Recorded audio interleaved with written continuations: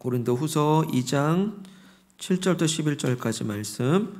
그런즉 너희는 차라리 그를 용서하고 위로할 것이니 그가 너무 많은 근심에 잠길까 두려워하노라.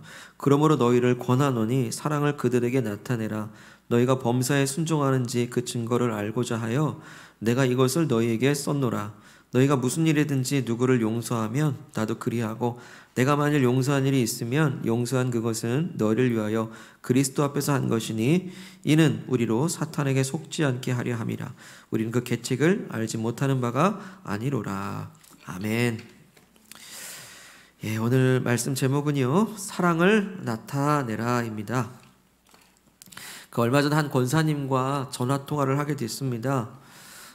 뜻하지 않은 어려움을 만나서 지금 많이 어려움 가운데 힘겨워진 상황이었습니다. 권사님과 대화 도중에 권사님 그런 고백을 하는 걸 들었습니다. 목사님, 내가 막상 이 어려운 상황을 맞닥뜨려 보니 내가 너무나 믿음이 없다라는 것을 알게 됐어요 라고 하시는 고백이었습니다. 그래도 권사님 그러시면 신앙에 어떤 경륜들이 있으시고 또 믿음이 그래도 모범이 되시는 분이 아니겠습니까? 그런데 남들을 위해서 그렇게 기도 많이 해주고 또 그렇게 또 살피고 위로도 해줬지만 내가 정작 그 어려움을 맞닥뜨려 보게 되니 내가 정말로 믿음이 없다라는 것을 알게 된다라는 것이죠. 그렇습니다. 이런 어려운 상황마다 우리가 믿음으로 담대하게 이겨내면 좋겠지만 오히려 하루에도 마음이 요동치게 되고 또 믿음이 생겼다가도 흔들리고 하나님이 막 믿어졌다가도 때로는 그렇게 그 두려움이 들어올 때는 염려하고 걱정하는 우리의 그 하루의 그 마음의 폭풍 같은 풍랑이 일어나는 것을 보게 됩니다. 그래서 이 어려운 순간에 우리가 기도해야 될 것은 첫 번째 기도는 그런 것입니다. 주님, 내게 믿음을 주시옵소서.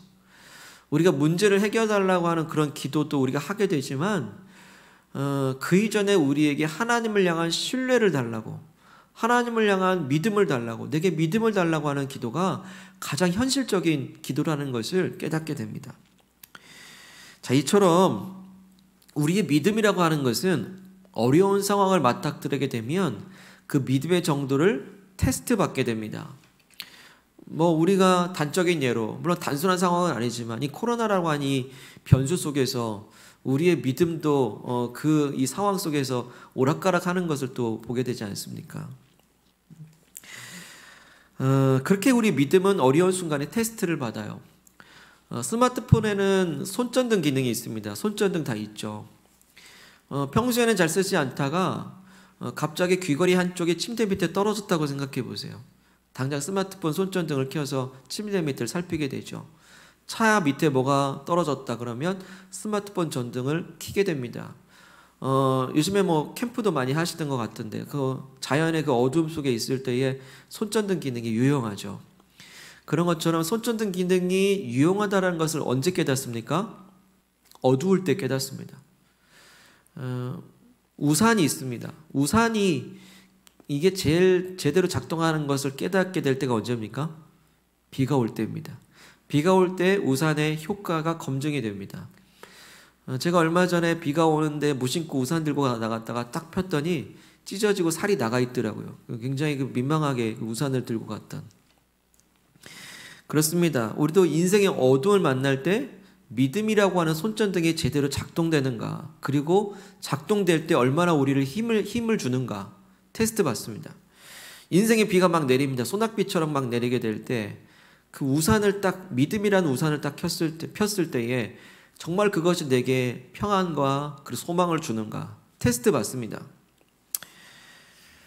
이런 차원에서 그리스도인에게는 믿음이 중요하긴 한데 이 믿음만큼이나 중요한 덕목이 하나 있습니다. 그건 바로 사랑입니다. 사랑. 그리스도인에게는요, 사랑이 있어야 돼요. 믿습니다 하지만 사랑이 없는 믿음은 광신자가 됩니다. 그렇겠죠. 그리고 사랑이 없는 믿음은 위선이 되죠. 그리고 가식이 됩니다. 예수님을 믿는 사람은요, 논리적으로 따져봐도 예수님을 믿는다는 건 무엇을 믿습니까? 십자가의 사랑을 믿는 거거든요. 날 위해 대신 죽어오신 그 사랑이 복음이 되어져서 믿는 것인데, 예수님의 사랑을 믿는다고 하면서 내가 사랑을 흘려보내지 않는다면 그 믿음은 진짜 믿음인가? 그렇기 때문에 이 믿음과 사랑은 동전의 양면처럼 뗄래야 뗄 수가 없습니다. 그렇다고 한다면 우리는 이렇게 생각해 볼 수 있어요. 믿음이라고 하는 것이 그 어려운 순간에 테스트 받는다고 한다면 사랑도 똑같은 상황에서 테스트를 받습니다. 다시 말하면 평소에는 사랑할 만한 사람 속에서 삽니다. 그 날 사랑해주는 사람들 틈바구니에서 살아요. 나를 사랑해주고 그리고 내가 좋아하는 사람들 그 속에 살게 되면 나는 사랑이 충만하고 사랑에 가득한 사람이 됩니다. 그런데 내가 미워하고 직장이나 어떤 일터나 상황 속에서 내가 싫어하는 사람들 속에 살게 되면 우린 깨닫습니다. 사랑하고 싶지 않은 내 마음, 사랑이 하나도 없는 내 마음을 깨닫게 되는 거예요. 내가 사랑이 많은 사람이 아니었을 뿐만 아니라 사랑이 없다라는 것을 그 미움이라고 하는 그 어둠 속에서 사랑의 손전등이 제대로 작동하지 않는 걸 보게 됩니다.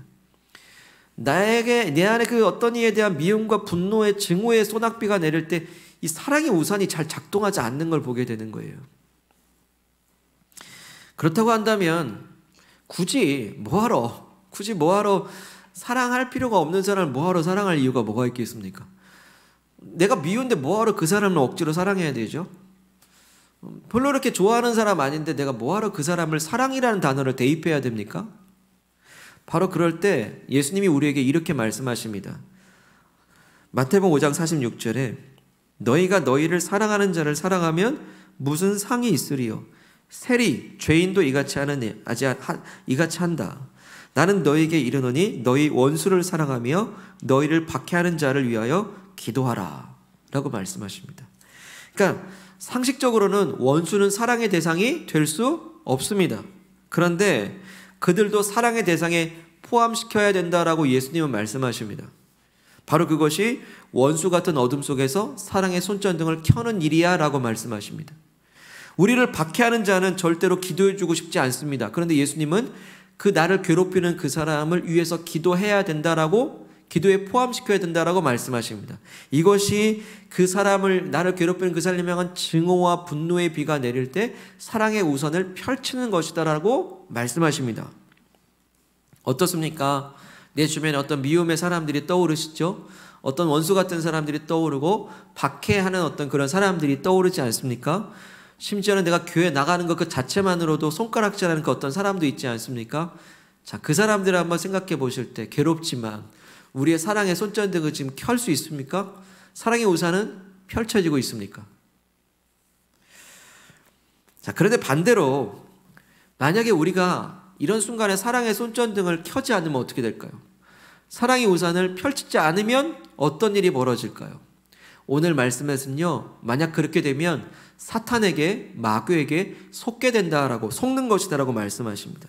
우리도 고린도후서 2장 11절 말씀에 함께 읽겠습니다. 11절 시작. 이는 우리로 사탄에게 속지 않게 하려 함이라. 우리는 그 계책을 알지 못하는 바가 아니로라. 예, 여러분 사탄의 계책을 아십니까? 이 사탄의 계책은요, 우리로 하여금 미움 가운데 있는 것이겠죠. 그게 목적이겠죠. 근데 그것을요, 세분하게 한번 잘 살펴봐야 됩니다. 사탄의 계책은요, 우리로 하여금 사랑을 아예 싹 없애버려서 다 미워하게 만드는 게 목적이 아니고요. 어쩌면 우리로 마음껏 사랑하게 만듭니다. 마음껏 사랑하게 만들어요. 하지만 사랑할 수 있는 사람만 사랑하게 합니다.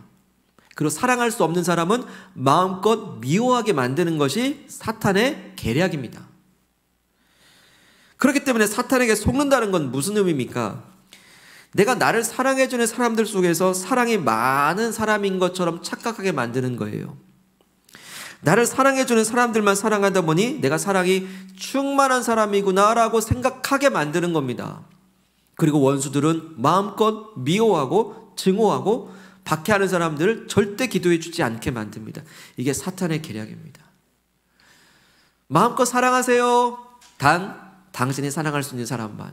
이게 분별이 돼야 된다는 거죠. 근데 그게 사탄의 계략이라고 할 때 그거에 속지 말라고 말씀하십니다. 미운 사람은 절대 사랑할 수 없도록 사랑의 면역 체계를 무너뜨리는 것 사탄의 계략이니 속는다면 우리는 위선적 사랑에 빠지고 말 겁니다. 하나님 말씀하십니다. 그래서 사탄의 계략을 알고 있으니 속지 말라. 사탄에게 속지 않는 법을 오늘 우리에게 하나님 말씀하십니다. 사탄에 속지 않는 법, 우리 함께 8절 말씀 읽겠습니다. 2장 8절 시작. 그러므로 너희를 권하노니 사랑을 그들에게 나타내라. 이러면 사탄에게 속지 않아요. 자, 그런데 이 그들은 누굴까요? 그들에게 사랑을 나타내라. 자, 말씀 보지 마시고 만약에 오늘 우리 삶 내 상식적으로 그들을 한번 대입해 보세요. 그들에게 사랑을 나타내라. 내가 사랑할 만한 사람이지. 내가 좋은 관계 가운데 사람이겠죠. 그들은. 근데 오늘 말씀의 그들은요, 6절을 한번 가보시죠. 6절을 다시 보시면 이러한 사람은 많은 사람에게서 벌받는 것이 마땅하도다 라고 얘기합니다. 그들은 누굽니까? 많은 사람에서 벌받아 마땅한 사람이에요. 한 사람도 아니고 그냥 많은 사람들이 상식적으로 생각하면 저 사람 벌받아 마땅해 라고 판단되는 그 사람들, 바로 그들에게 뭘 하라? 사랑을 나타내라 라고 말씀하십니다. 그게 사탄의 계략에 속지 않는 거래요. 그 벌받아 마땅한 그 미움들, 그리고 지적당하기 마땅한 그 사람들, 그 미움의 어둠 가운데 있는 사람들에게 손전등을 켜줘라. 그리고 비난받는 그 사람들에게 사랑의 우산을 펼쳐줘라. 이렇게 말씀하시는 겁니다. 그러면 속지 않아요. 원래 사탄은요, 우리가 사랑할 수 없는 사람을 미워하게 만들어서 공동체를 무너뜨리려는 게 계획이었는데, 그런데 우리가 사랑할 수 없는 사람도 사랑하기 시작하고 박해하는 사람들을 위해서 기도하기 시작하게 될 때 사탄은 자연스럽게 그 계략이 무너지고 떠나갈 수밖에 없습니다. 사탄은 물러가라 해서 떠나가는 것이 아니고 우리가 사랑을 나타내면 떠나갈 줄 믿습니다. 더 이상 틈을 못하기 때문이죠. 사랑은 여러분 속지 마시길 바랍니다. 어떤 사람을 사랑할 수 없고 미워줄수록 오히려 우리가 내가 그 사람의 사랑을 나타낼 수 있는 기회로, 테스트로 여기시기를 바랍니다. 아, 되게 밉네? 그런데 사랑의 우산 한번 펼쳐볼 기회인데, 미움의 어둠이 나를 감싸네? 한번 사랑의 손전등을 켜볼까? 비가 내리네? 사랑의 우산 한번 펼쳐볼까? 그런 기회를 한번 여겨보시길 바랍니다. 놀라운 일이 벌어질 것입니다. 그럴 때 하나님은 우리로 하여금 너희 사랑이 진실하다 칭찬하시고 인정하실 줄 믿습니다. 자, 어떻게 하면 될까요? 도저히 손전등 켜주고 싶지 않거든요. 도저히 사랑을 나타내고 싶지 않은 마음이 인지상정이거든요. 미운데 어떻게 해요? 근데 이런 상황에 어떻게 사랑할 수 있을까요? 어떻게 사랑할 수 있을까요? 근데 이 상황에서 바울은요, 이 상황에서 어떻게 사랑을 나타낼 수 있는지 몸소 자신을 샘플로 보여주고 있습니다. 사실 지금 바울의 심정은 굉장히 화가 나 있는 상태거든요. 바울은 이 편지를 쓸 때 굉장히 괴로운 심정 가운데 이 편지를 썼습니다. 왜냐하면 고린도 교회 안에는 많은 문제들이 있었기 때문입니다.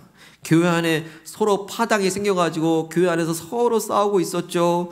또 복음을 거부하기도 했죠. 우상을 숭배하는 사람도 있었죠.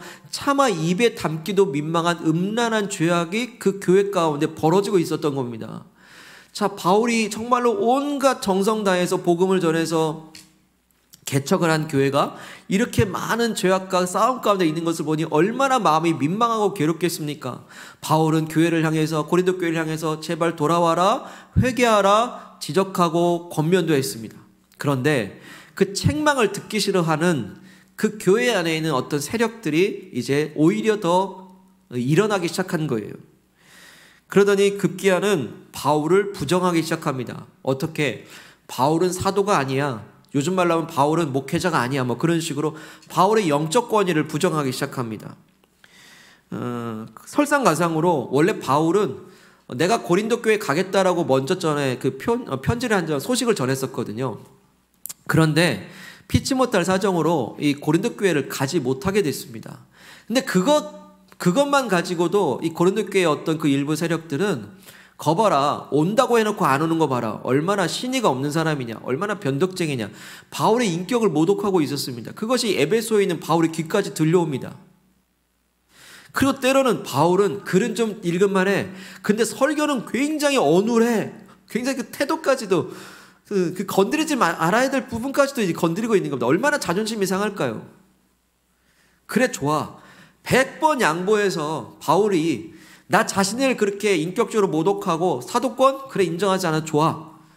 하지만 예수 그리스도의 복음까지는 부정돼서는 안 되는 거 아니겠습니까? 그런데 그들이 그 복음까지도 흔들고 있는 것을 볼 때 바울은 너무 괴로운 거예요. 어디 괴로운 마음뿐이겠습니까? 인간적 마음에 화가 치밀어 오르고 당장이라도 달려가가지고 따질 것이고, 그리고 모든 세력들을 다 귀에서 쫓아보낼 것이고 징계하고 싶은 마음이야 굴뚝 같았겠죠. 근데 이런 분노의 순간에 바울은 선택을 합니다. 우리 1장으로 한번 가보죠. 23절 말씀, 고린도후서 1장 23절 한번 읽겠습니다. 시작. 내가 내 목숨을 걸고 하나님을 불러 증언하게 하노니 내가 다시 고린도에 가지 아니한 것은 너희를 아끼려 함이라. 예, 여기 바울이요 하나님을 불러 증언케 하신대요. 목숨 걸고. 그러니까는 자기가 얼마나 확신이 있냐 이거예요. 내가 하나님을 증인으로 이 시간 초청한다. 무엇이냐? 내가 너에게 가지 않은 이유는 내가 너를 아끼기 때문이다라고 얘기하는 거예요. 그러니까 사실은 고린도 교회를 가려다가 못 간 것은 피치 못할 사정 때문에 못 간 게 아니고 내가 너희 고린도 교회를 사랑하고 아끼기 때문에 내가 가지 않은 것이라고 고백하고 있는 겁니다. 자, 목숨을 걸고 내가 이 마음이 진심이다라는 것을 하나님을 증인 삼아까지 하게 되는 그것은 얼마나 진심이겠습니까? 만약 바울이 이 분노와 증오를 가지고 당장 이 고린도 교회를 가서 이제 교회를 치리하고 징계하고 심판했다면 어땠을까요? 아마 교회는 더 어지러워졌을 것이고 더 힘들어졌을 것입니다. 물론 징계할 건 징계해야 되지만 이 순간의 판단은 그 징계가 우선이 아니라 바울은 그들에게 기회를 주고 싶었던 겁니다. 회개할 기회, 다시 한번 수습할 기회를 주고 싶었던 거예요. 아끼고 사랑하는 마음 때문에 자기의 분노를 내려놓고 이제 주님께 맡기고 있는 것입니다. 내가 너희를 사랑한다라고 고백하고 있는 겁니다. 이렇게 바울은요 자신을 미워하고 인격적으로 모독한 사람들에게 무엇을 하고 있죠? 사랑을 나타내고 있습니다. 나를 모욕하고 있는 그 미움의 그 어두움 속에서 사랑의 손전등을 고린도 교회에 켜주고 있어요. 그 비난의 화살이 소낙비처럼 내리게 될 때에 우산을 펴주고 있는 겁니다. 사랑의 우산을 펼치고 있는 겁니다. 사탄이 얼마나 당황했을까요? 불이 났으면 거기다 기름을 부으면 어떻게 됩니까? 확 불이 더 살지요. 사탄의 계략은 이 고린도 교회의 문제라고 하는 불에 바울의 분노라고 하는 기름을 던지고 싶었거든요. 그래서 고린도 교회를 완전히 소멸시키고 싶었던 게 계획이었는데, 예, 고린도 문제에 불이 났어요. 근데 바울은 사랑의 소화기를 던지네요. 자기의 분노를 내려놓고 복음으로써 그들을 아끼고 사랑으로 품는 그 사랑의 소화기. 요즘 좋은 말도 많이 나오네요. 사랑의 우산, 사랑의 손전등, 사랑의 소화기. 여러분 노래 만들어 보시기 바랍니다. 요즘 트로트 대세인데 사랑의 손전등, 사랑의 우산. 그렇지 않습니까? 사탄이 얼마나 당황했겠냐라는 거예요. 사탄의 계략은 그렇게 실패하고 맙니다. 사랑하는 여러분, 교회의 승리는 어디에 있습니까? 성도의 승리는 어디에 있습니까? 그리스도의 승리, 바로 그럼에도 불구하고 사랑하는 것에 있는 줄 믿습니다. 그래서 우리도 서로에게 사랑을 나타내라. 우리 고린도후서 2장 8절 말씀, 우리에게 주신 말씀을 한번 확증하며 읽겠습니다. 2장 8절 다시 한번 읽어보죠. 시작. 그러므로 너희를 권하노니 사랑을 그들에게 나타내라. 아멘. 자, 어떻게 나타낼 수 있을까요? 어떻게 하면 바울처럼 미움과 모함을 사랑으로 바꿀 수가 있을까요? 그 첫 번째 방법은요, 그 미움을 향해서 사랑을 선포하는 겁니다. 사랑을 선포하기. 고린도후서 2장 2절로 가보겠습니다. 2장 2절에 보시면 제가 읽겠습니다. 내가 너희를 근심하게 한다면 내가 근심하게 한 자밖에 나를 기쁘게 할 자가 누구냐. 자, 이 말씀은 어구가 좀 꼬여있기 때문에 이해가 잘 안 되는데 다른 번역본으로 이해해 보면요, 나를 기쁘게 해줄 수 있는 사람은 오직 여러분밖에 없습니다 라는 고백이에요. 쉽게 말해 내 기쁨은 당신입니다. 3절 보실까요? 나를 마땅히 기쁘게 할 자가 누굽니까? 바로 고린도 교회 성도들 당신들이라고 선포하고 있습니다. 자, 이것은 그야말로 선포입니다. 선포는요, 조건을 따지지 않죠. 자신의 영적 권위를 인정해 주지 않는 그 사람들에게 무슨 기쁨이라고 말할 게 뭐 있습니까? 자신을 인격적으로 모독하는 사람들이 당신은 내 기쁨이라고 말할 이유가 뭐 어디 있겠습니까? 근데 이것은 논리적으로 이해되는 게 아닙니다. 하지만 바울은 자신의 논리에 의존하지 않고 감정에 의존하지 않고 그들을 향해 조건 없이 의지적으로 당신은 나의 기쁨입니다라고 선포하고 있습니다. 이게 바로 예수님이 나타내 주신 조건 없는 사랑의 실천과 순종의 모습이죠. 한번 잘 들어보시기 바랍니다. 잘 들어보세요. 우리를 사랑하는 사람을 사랑하는 것은 상식입니다. 그런데 우리를 미워하는 사람을 내가 사랑하게 되면 그것은 기적입니다. 기적. 하나님께서는 우리를 그리스도인으로 부르실 때 상식만 갖고 살라고 하지 않으셨습니다. 기적을 행하는 삶을 우리 그리스도인들이 나타내라고 말씀하십니다. 우리가 어떤 기적을 원하십니까? 정말로 신비로운 게 기적만 그거 기적입니까? 진짜 기적은 내 주변에 미운 사람을 당신은 내 기쁨이다라고 선포할 때 기적이 일어납니다. 오늘 우리의 방법은 무엇입니까? 사랑을 나타내는 방법은 내 논리적으로 사랑이 생길 때까지 기다리는 그런 것이 아니고요. 결정하는 거예요. 당신은 내 기쁨이고 기쁨의 근원이며 그 기쁨의 시작일 뿐만 아니라 내가 당신을 사랑하기로 결정합니다. 선포하는 것. 선포할 때 상식을 넘어 기적이 나타날 줄 믿습니다. 어떤 기적일까요? 하나님이 영광 받으세요. 그 선포를 하나님이 취하신다라는 겁니다. 우와, 놀랍다. 너의 믿음이 귀하다. 너를 박해하고 미워하는 그 사람을 향해서 당신은 나의 기쁨이라 선포하는 걸 내가 취했다라고 말씀하십니다. 하나님 그걸 취하실 때 하나님의 영광의 분량이 그 영광을 나타내기 위해서 사람의 영광이 아니라 하나님의 영광대로 역사하실 때 기적이 일어나겠죠. 관계가 회복될까요? 그럴 수도 있겠죠. 내 마음이 자유케 될까요? 그럴 수도 있겠죠. 놀라운 회복이 하나님은 하나님 분량대로 하실 줄 믿습니다. 사랑은 여러분, 이 땅의 상식대로 미운 사람 미워하고 사랑하는 사람 사랑하는 그 상식대로만 살지 않고 저와 여러분들 모두가 하나님의 기적, 그 어떤 사람들에게까지도 사랑을 나타낼 수 있는 그런 기적을 행하는 우리 모두가 되기를 축복합니다. 한번 해보시길 바라요. 선포를 사용하세요. 선포는 사용되어야만 합니다. 손전등을 켜듯이, 미움으로 어두워진 마음에 손전등을 켜듯이, 미움과 증오와 분노의 소낙빛 가운데 우산을 펼치듯이 그 사랑을 선포하게 될 때 놀라운 기적이 나타날 겁니다. 우리 한번 따라해 보시죠. 당신은 나의 기쁨입니다. 당신을 사랑하기로 결정합니다. 여러분 선포하셨다면 사탄은 떠나간 줄 믿습니다. 사랑은 이루어집니다. 한 가지 더, 우리는 또 어떻게 그들에게 사랑을 나타낼 것인가? 미움과 증오를 사랑으로 바꾸는 두 번째 방법은요, 바로 용서하는 것입니다. 우리 고린도후서 2장 7절 읽겠습니다. 2장 7절 시작. 그런즉 너희는 차라리 그를 용서하고 잠길까 두려워하노라. 아멘. 자, 이 말씀을 한번 잘 살펴보시죠. 이 말씀에서 가장 중요한 단어는 뭘까요? 예, 마땅히 용서겠죠. 용서인데 용서만큼 가장 또 중요한 단어가 있습니다. 앞에 차라리 용서라는 거예요. 차라리. 원래 우린 용서라는 말에 대해서 많이 들었습니다. 그리고 용서해야 된다는 건 숙제처럼 남아있어요. 근데 그 앞에 차라리란 말이 굉장히 중요합니다. 왜? 차라리란 말이 용서할 수 있는 능력의 근원이기 때문이에요. 자, 이 차라리란 말의 그 히브리어 원어의 그 속뜻 안에는요, 전향적인, 획기적으로 바꾼다는 뜻이 있어요. 마치 손바닥을 확 뒤집듯이. 그러니까는 용서할 마음이 전혀 없었어요. 근데 갑자기 용서하기로 손바닥을 뒤집듯이 전향하는 것. 이게 바로 차라리의 속뜻이 있습니다. 자, 그런데 손바닥 뒤집는 걸로 한번 상상해 보시죠. 용서할 마음이 없었는데 용서하기로 손바닥을 뒤집는 이 과정이 상식으로 생각해 보면 어떻습니까? 굉장히 어려워요. 자, 한번 뒤집어 보죠. 오늘 용서하기로 한번 결정해 보죠.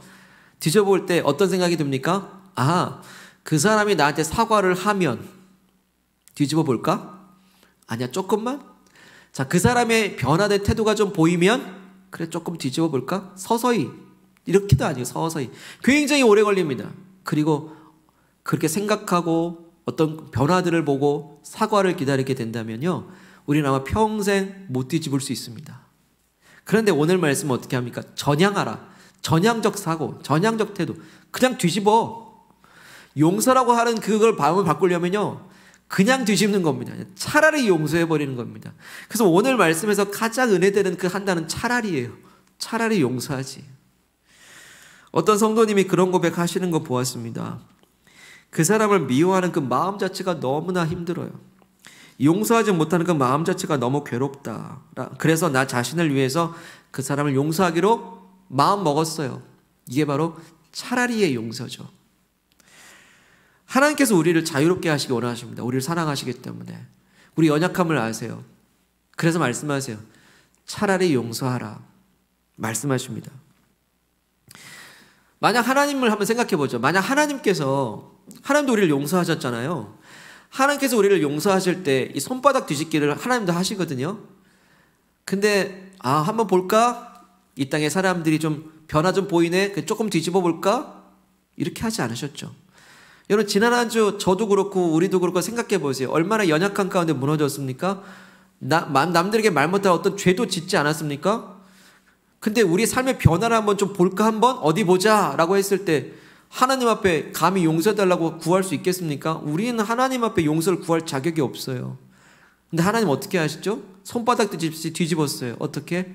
예수님의 십자가를 통해서 차라리 내가 너희를 용서하겠다 뒤집었습니다. 그리고 그것을 믿는 사람들이 이제 기적이 일어나기 시작하죠. 그토록 미움과 갈등했던 사람들이 예수의 사랑 앞에 무릎을 꿇기 시작해요. 그 하나님을 찬양하기 시작합니다. 진노의 자녀가 그냥 하나님의 자녀가 순식간에 돼버린 놀라운 은혜. 만약에 하나님의 이 차라리의 은혜가 없었다면요, 저와 여러분들 절대 한 사람도 구원받지 못합니다. 절대 그 한 사람도 천국 가지 못합니다. 그런데 하나님의 자녀 되신 여러분들 축복합니다. 하나님의 차라리의 은혜, 그 용서의 은혜가 우리에게 임하셨음을 선포합니다. 그래서 바울도요 이렇게 고백하지 않습니까? 2장 10절 한번 읽어보시죠. 2장 10절 읽겠습니다. 시작. 너희가 무슨 일에든지 누구를 용서하면 나도 그리하고 내가 만일 용서한 일이 있으면 용서한 그것은 너희를 위하여 그리스도 앞에서 한 것이니. 어디서 한 것이다? 그리스도 앞에서 한 것이다. 그러니까 바울이요 정말로 막 화가 나는 거예요. 막 자신의 사도권도 부정되지, 인격적으로 모독하지, 뭐 내가 설교를 못해? 치명적입니다. 여러분 이렇게 설교가 나서 여러분 목사님 설교 되게 못하시고 그럼 치명적인 거예요. 근데 그 순간에 어떻게 합니까? 손바닥 뒤집어 차라리 용서하기로 하고 기쁨이다라고 선포할 수 있던 것은 누구 앞에서? 그리스도 십자가 앞에서 쓴 겁니다. 그리스도 십자가 앞에서 서보니 날 차라리 용서해 주신 그 하나님의 사랑이 느껴지게 되고 그 차라리의 용서가 이 성도들에게 흘러가고 있는 현장인 겁니다. 결정한 것이죠. 내가 그리스도 앞에서 너희를 사랑하고 용서하기로 차라리 결정했다는 겁니다. 사랑하는 여러분, 누군가 용서하지 못하는 그 마음을 용서로 바꾸기 위해서 몸부림치기 이전에 이 차라리라는 말씀이 그 차라리라는 말씀에 한번 단순하게 순종해 볼 수 있기를 축복합니다. 그 단순한 순종 가운데 능력이 나타나는데 이제 기적이 나타나니 하나님께서 우리에게 놀라운 자유와 평안과 기쁨을 주실 것입니다. 나는 너희를 사랑해. 차라리 용서하면 놀라운 기적을 주신다 말씀하십니다. 오늘 말씀을 통해서 이제 그들에게 사랑을 나타내라 라고 말씀하십니다. 자, 이제 그들을 한번 떠올려 보시죠. 내 삶의 그들은 누굽니까? 절대로 용서할 수 없는 그들, 어떤 미운 사람, 내 분노를 유발시키는 그 사람, 그리고 증오를 일으키는 그들은 과연 누굽니까? 그동안에 내가 사랑할 만한 사람들 속에 있다 보니, 그래 나 좋은 관계에 있는 사람 가운데 있다 보니 내가 사랑이 많은 사람인 줄 알았는데, 내가 사랑에 충만한 사람인 줄 알았는데, 이 미움의 한 사람만을 만나도 내가 아무런 사랑이 없다라는 것을 하나님은 오늘 말씀을 통해서 우리를 적나라하게 깨우쳐 주고 계십니다. 깨우쳐 주셨다면 이제 시작되길 원합니다. 사탄에게 속지 말고 미움을 사랑으로 바꾸라라고 말씀하십니다. 이를 위해서 이제 그들에게, 그 미운 사람들에게도 사랑을 나타내라 하실 때 먼저 사랑을 선포하시길 바랍니다. 미움으로 어두워진 내 마음에 사랑의 손전등을 켜십시오. 그 사람이 나의 기쁨입니다 선포하고 그 사람을, 당신을 사랑하기로 결정합니다. 기도 가운데 선포하시고 내 자신에게 선포하시고 결정하실 때 사탄은 떠나가고 그 선포를 하나님의 영광대로 취하사 놀라운 기적을 나타낼 줄 믿습니다. 사랑을 나타내는 길 두 번째, 용서의 몸부림보다 차라리 용서하시기로 결정하시길 바랍니다. 증오와 분노의 소낙비에 사랑의 우산을 활짝 펴십시오. 나도 그리스도 앞에서 차라리 그 사람을 용서하기로 결정하실 때에 그 누구도 줄 수 없는 놀라운 평화와 기쁨이 선포대로 결정한 대로 우리를 덮어줄 줄 믿습니다. 아멘. 이 시간 기도합시다. 사랑하는 여러분, 어떤 풍랑 가운데 있습니까? 어떤 거친 파도 가운데 있습니까? 근데 우리가 찬양했듯이 미움의 거친 파도가 몰려오고 정말로 증오의 풍랑 속에 한가운데 있을 때 우리가 너무나 아무것도 할 수 없는 존재라는 걸 깨닫지 않습니까?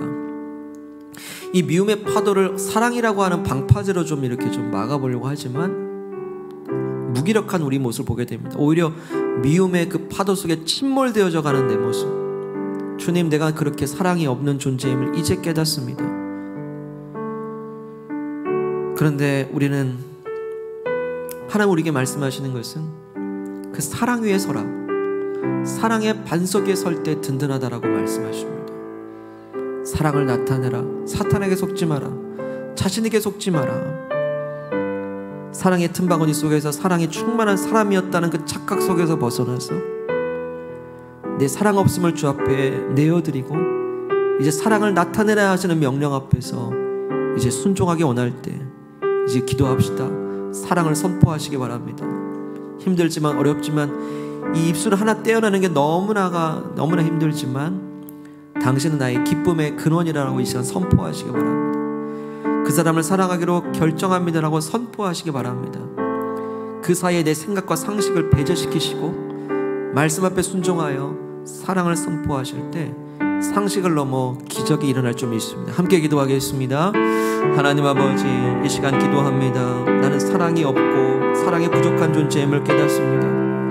내어드리고 맡기니 이제 주신 말씀대로 사랑을 나타내라 하시니 사랑을 선포합니다. 사랑을 선포할 때 사탄이 떠나가고 사탄의 계략은 무너질 줄 믿습니다.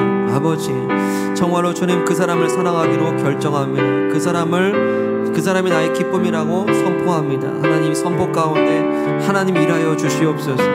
아버지, 사랑할 만한 사람을 사랑한다면 상식 안에 매이겠지만 그렇게 상식대로 살겠지만 우리를 하나님의 자녀로 불러주셨사오니 놀라운 기적이 나타나기 원합니다. 그 사람이 나의 기쁨임을 선포할 때 기적이 나타나게 하시고 그 사람을 사랑하기로 결정할 때 기적이 나타나게 하여 주시옵소서. 하나님, 그 기적이 이제 우리에게 경험되게 하실 때 하나님 취하여 주시옵소서. 그 선포를 취하여 주셔서 하나님의 영광대로 역사하시고 하나님 분량대로 일하실 때 놀라운 회복을 하나님께 찬양하고 감사할 수 있도록 인도하여 주시옵소서. 이 시간 또한 기도하실 때에 용서를 선택하길 원합니다. 용서는 손바닥 뒤집는 게 너무나 힘들다라는 걸 우리가 압니다. 얼마나 힘겹습니까? 그러나 오늘 말씀은 너의 힘으로 뒤집는 게 아니라 차라리의 은혜로 뒤집으라 말씀하십니다. 우리가 그 십자가 앞으로 나아가길 원합니다. 하나님께서 내 행실과 내 태도와 내 언행과 내 생각, 마음의 깊은 생각까지 감찰하신다면 절대로 하나님도 용서의 손바닥을 뒤집을 수 없었을 텐데 이제 그 십자가 앞으로 나아가 날 위해 손바닥 뒤집어 주신 하나님의 은혜를 묵상하며 나아갑시다. 이 시간에 큰 소리 내지 않아도 좋으니 이제 깊은 마음의 진심을 가지고서 결정하며 기도합시다. 내가 그 사람을 용서하기로, 차라리 용서하기로 결정합니다. 기도하시길 바랍니다. 미움이 지옥입니다. 증오가 지옥입니다. 하나님 그 지옥 우리에게 떠나보게 하시기를 원하십니다. 하나님 우리에게 천국 주실 때 이제 차라리 용서하기로 결정합니다. 우리 묵상하시면서 십자가 앞에서 기도하겠습니다. 하나님 아버지, 시간으로 기도합니다. 하나님 십자가로 나아갑니다. 그 입술 떼기가 너무 힘들지만 용서하기로 결정합니다. 용서하기로 결정합니다. 차라리 용서합니다. 용서로 떠나보냅니다. 오 하나님 아버지, 그 사랑의 반석에 서게 도와주시옵소서. 흔들림이 없게 하여 주시옵소서. 아버지 감사합니다. 아버지 용서하기로 결정할 때 이제 아버지 일해 주시고 역사해 주시기를 간절히 원합니다. 아버지, 우리의 사랑의 우산을 펼치고 사랑의 손전등을 켭니다. 의지합니다. 의지합니다. 주 사랑 거친 풍랑에도 깊은 바다처럼 나를 잠잠케 해. 주 사랑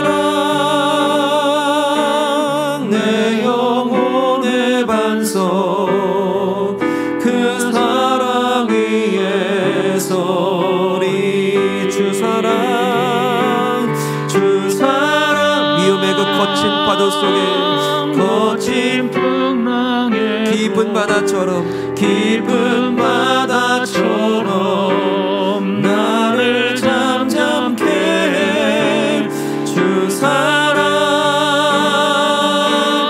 내 영혼의 반석 그 사랑 위에 서리 그 사랑 위에 서리 그 사랑 위에 서리 그 사랑 위에 그 사랑 위에 서리.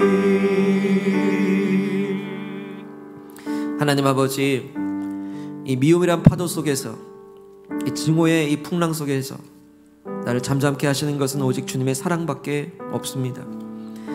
하나님 아버지, 이 미움의 어둠 속에서 이제 하나님 내게 사랑을 나타내라 말씀하실 때에 이 어둠 가운데 우리 사랑의 손전등의 성능이 어떠한지 켤 수 있게 도와주시고, 이 증오와 분노의 이 소낙비 속에서 우리 우산의 성능이 온전한지 펼 수 있도록 사랑을 나타내게 도와주시옵소서. 주님, 사랑을 나타내라 하실 때 우리 힘과 능력으로 할 수 없어 하나님 우리에게 말씀하시니 사랑을 선포하라 말씀하시니 감사합니다. 주님, 미움과 원수와 박해하는 그 사람들 향해서 사랑을 선포합니다. 사랑하기로 결정합니다. 그들이 나의 기쁨이다라고 선포합니다. 주님, 이 선포를 하나님 취해 주시고 받으셔서 기뻐 여기실 때 하나님이 영광의 분량대로 역사해 주시기 원합니다. 이 선포 가운데 악한 사탄은 그 계략이 무너지고 떠나가게 하시고 하나님의 영광의 분량대로 역사하실 때에 놀라운 기적을 보게 하여 주시옵소서. 사랑할 만한 사람만 사랑하는 상식 가운데만 있지 않고 때로는 미움의 대상까지도 용납하고 품는 놀라운 사랑의 기적의 간증들이 우리 입술 가운데 성도의 능력으로서 나타날 수 있기를 원합니다. 우리를 그럼에도 불구하고 사랑을 나타내라 말씀하실 때 주님, 용서하기로 결정합니다. 아니, 차라리 용서하기로 결정합니다. 그리스도 십자가 앞으로 나아갑니다. 내 모든 행실로서가 아니라 차라리 십자가에서 날 용서해 주신 대로 나도 그 사람을 차라리 용서할 때 내 미움은 떠나가게 하시고 증오의 가시는 뽑히게 하시며 나를 얽매였던 그 모든 분노로부터 자유케 하시고 그 마음의 평화가 임하게 하여 주시옵소서. 그 사랑을 나타내는 현장들마다 이제 주의 나라가 세워지고 교회가 온전해지며 우리 가정과 일터가 평화의 나라가 임할 수 있도록 주님 역사하여 주시옵소서.